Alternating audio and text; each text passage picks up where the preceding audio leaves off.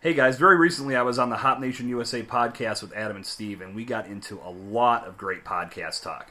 I've got that segment right ahead for you to consume. Stay tuned and take a listen. Speaking in general with marketing now with beer, I feel like now, I mean, it's not just beer. I think this is just in general. What are you going to do to stand out? Mm-hmm. It's so goddamn loud on these social platforms now. Getting seen is next to impossible. I mean, from an organic standpoint, it pretty much is impossible. Right. You're getting 2 to 3% reach when you put something on Instagram or Facebook and just post. You have to really put together some creative campaigns and put some money behind it. That's what these networks have become. So the question that I always look at is what makes it stand out? What can you do to make it stand out? Video is still trumping everything, and I think, this will be an early segue into what we're talking about next, but podcasting too.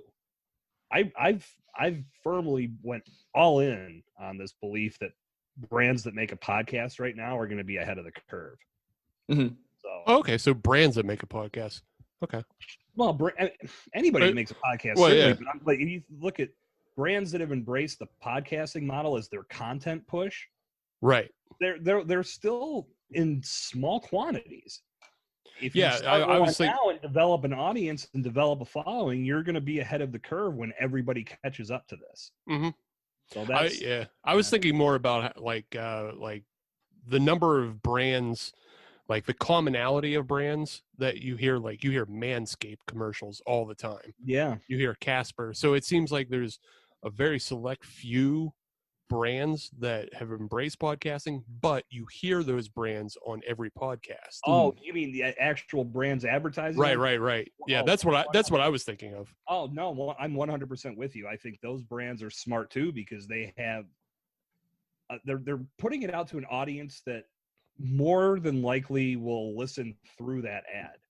And with some of the podcasts I listen to, they'll do live reads and make them entertaining. Mm-hmm. Yes. You don't want to skip past it. You're actually going to get some entertainment from that ad as well. Manscaped's a huge one. Magic Spoon is a really big one that I've heard.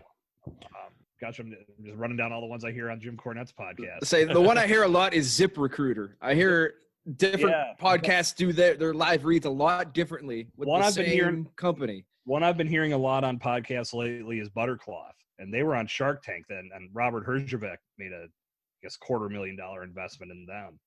So I think 100% if a podcast has an audience, it makes total sense for brands to be putting their ads on there. But my reference was more to a brand making their own podcast and utilizing it as a platform to reach their audience and connect in a different way. And I have a prime example of that is the Black Rifle Coffee Company. They have their own podcast. It's very macho Americanized podcast. It certainly goes towards a certain demographic, but I know people that have fully locked into that because it tailors to their lifestyle, their thought process, their mindset, things like that. And that just brings them in to, okay, we're thinking the same thing. I should support them. Yep. I'll go buy their products. I'll go buy their coffee or their mugs or merchandise or whatever it is. So they bring people in that way as well. I think that when I look at the whole brand podcasting world, it's still a very small community. It's much like the local beer scene. The local beer scenes support each other. They're always looking to support local on every possible level, whether it's beer, whether it's their ingredients, whether it's food.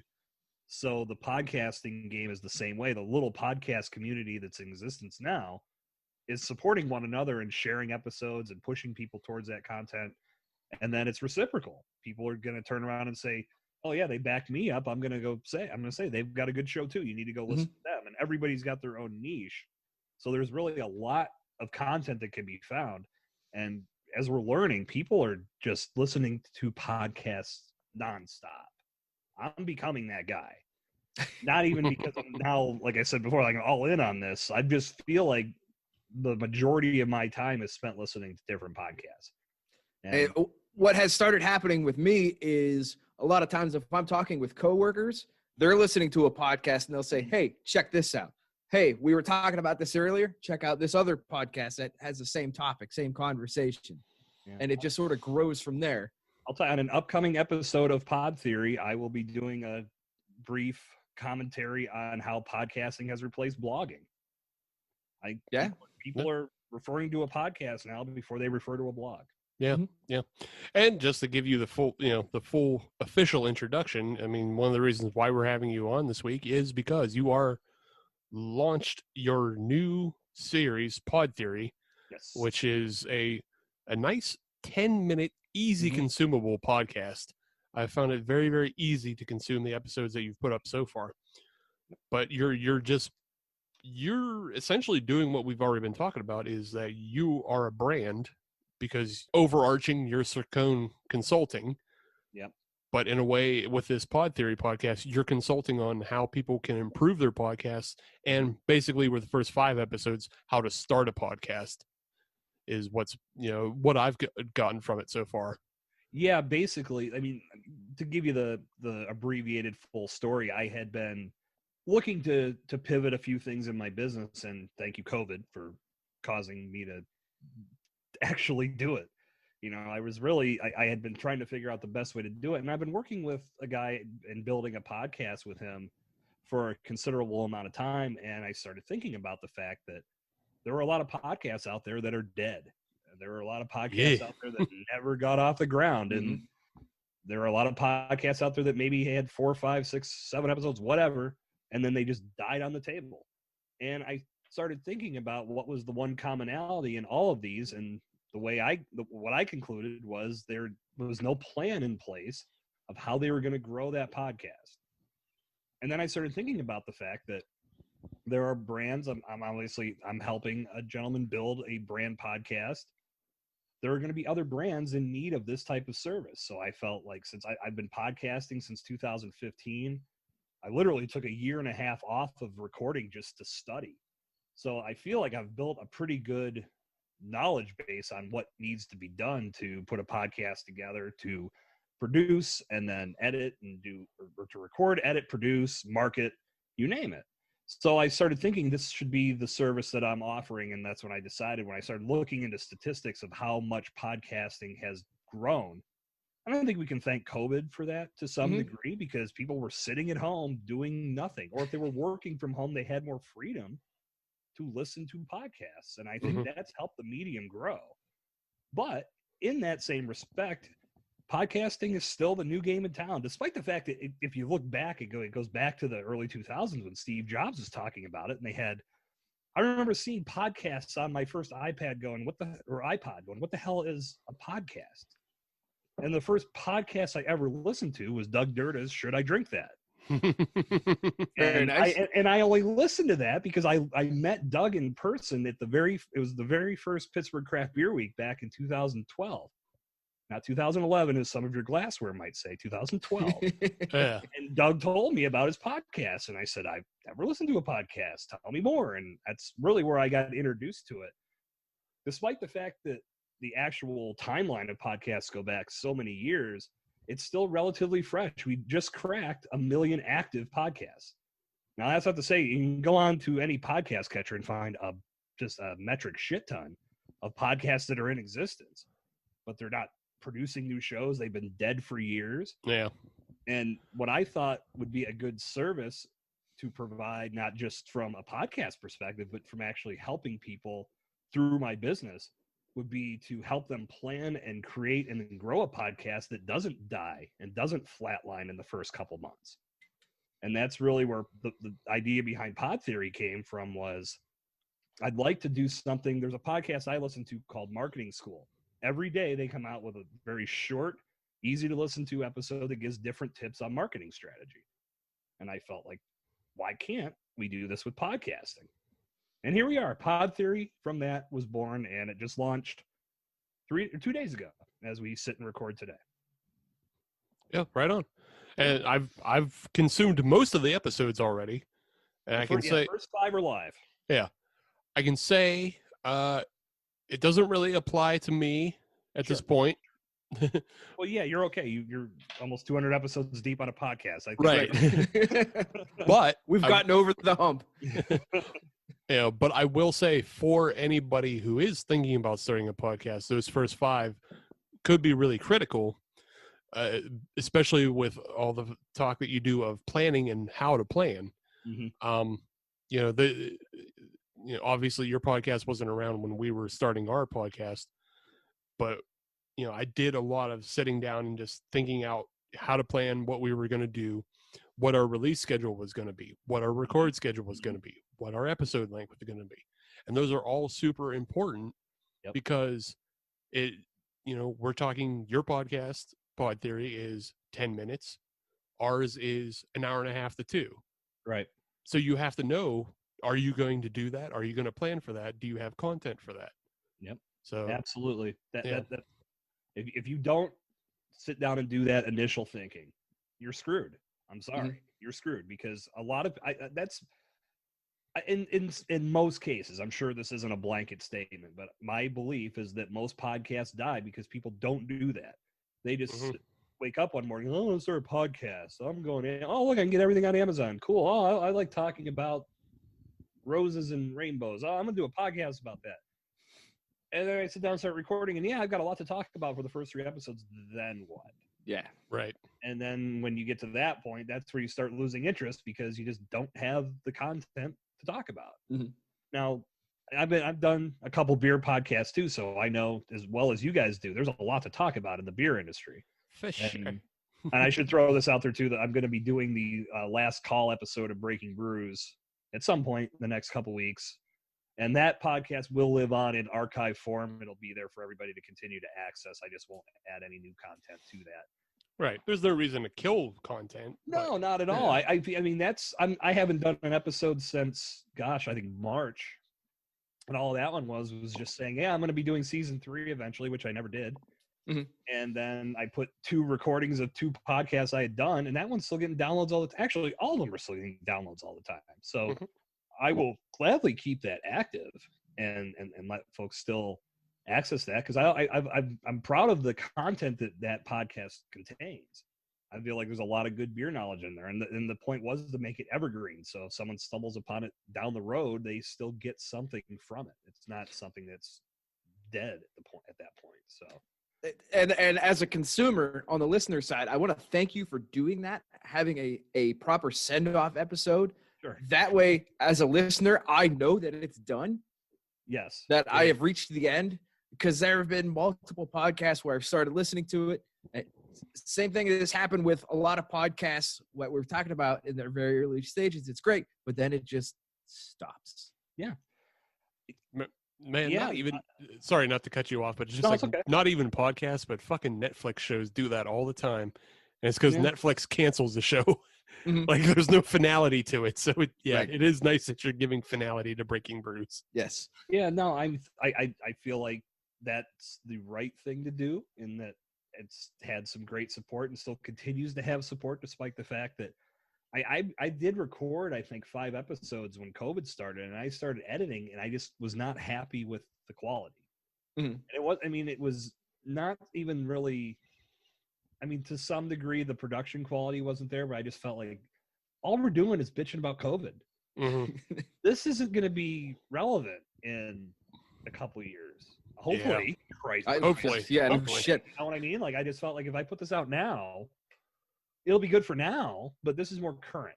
And I could have easily prefaced each episode with, okay, there was a steady amount of COVID talk in here, but I just didn't want to compromise what was already out there. And I felt, I think that since I'm starting to find some new direction in my business anyway, this would be a good way to put a bow on this one, call it quits, and move on to new podcast ventures.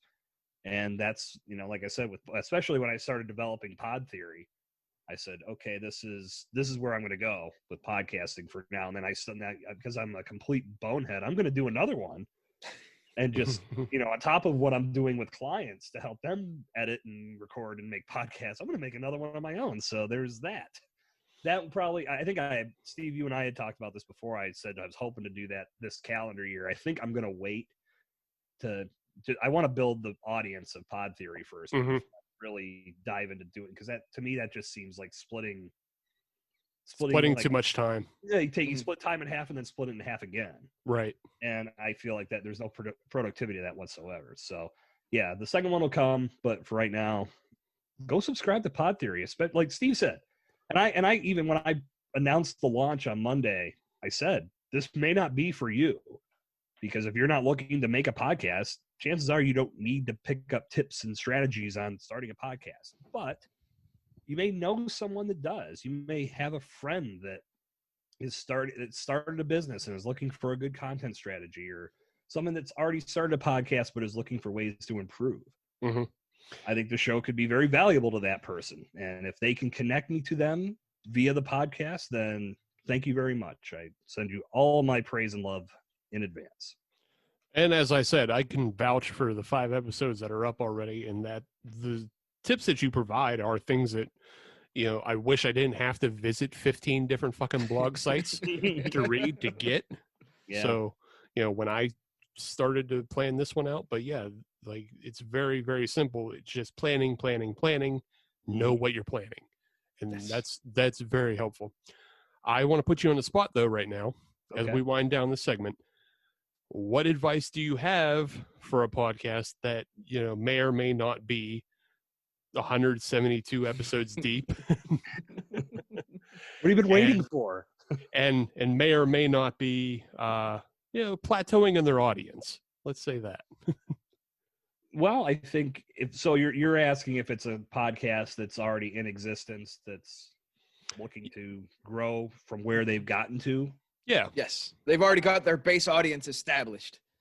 I'm going to assume that podcast has most likely done the majority of what they've done to this point organically. And to reach any level of an established audience is fantastic, because there's a lot to listen to. And you guys know, in the beer world, there's a lot of podcasts. Just in general, there's a lot of podcasts that you can find. So if you're able to captivate someone to the point where they keep coming back for each and every episode, you've accomplished a great thing. To build on that audience, of course, you need to keep doing you got to dance with who you brought to the party, but you also have to start looking at some innovative ways. So you can start incorporating video, bringing YouTube into the mix. The good thing about podcast content is that it can be repurposed. So you can take segments of your podcast and cut it into clips that can be optimized for keywords. So you can put those on YouTube, and since YouTube is a search engine above all else, you can find more people that might be looking based on keyword, and then they might find that they really like that content, and then they come and listen to your whole podcast. And if they like the whole podcast, they're subscribing, then just snowball rolls downhill. So that's one way. I think another way, as much as it's not the most popular choice, and it can be difficult, especially when you're just starting out, is to start advertising. Adam, are you listening? I'm writing this down, don't you worry. When you're at the beginning and you're organic, there's, and again, this is different. It's a different social media climate altogether. But you get a little bit of initial buzz at the beginning when you're starting to just toss everybody over to your page. But once you've established that social media audience, that plateaus as well. And the only way to really get the most out of Facebook and Instagram these days, you can have some fun in the organic side, but the best way to break through and especially grow an audience is to advertise. So I've just started. And again, I think I mentioned this on one of the early episodes of, I think it was in the introduction episode of Pod Theory. I was saying there's a lot that I still feel like a student with.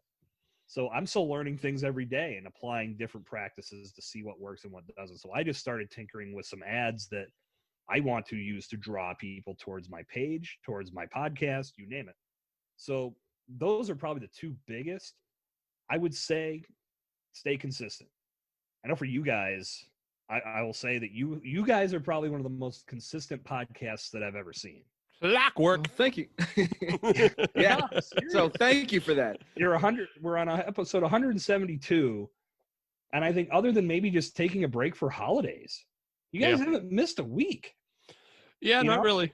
And I know you did one right around the time of the George Floyd stuff, and I thought that was a very classy move, taking the week off and just saying that there was nothing we could do, or nothing we can add to what's happening that makes any sense right now. We're not going to podcast this week. Yeah. Yeah, it wasn't worth it for us because Exactly. But it just would have been angry podcasting on our part. yeah, right. And But we're also just two white guys, so it's not our voice that's Yep. worth it. Right. yeah. So you did that right. But like the point here is that you're consistent with doing your shows every Friday. People get used to that consistency. They know it's coming. It could be a bright spot in their day, one day a week, knowing that this is my favorite podcast and it's coming out with a new episode. And we've seen that with some audience feedback as well. So, What's that?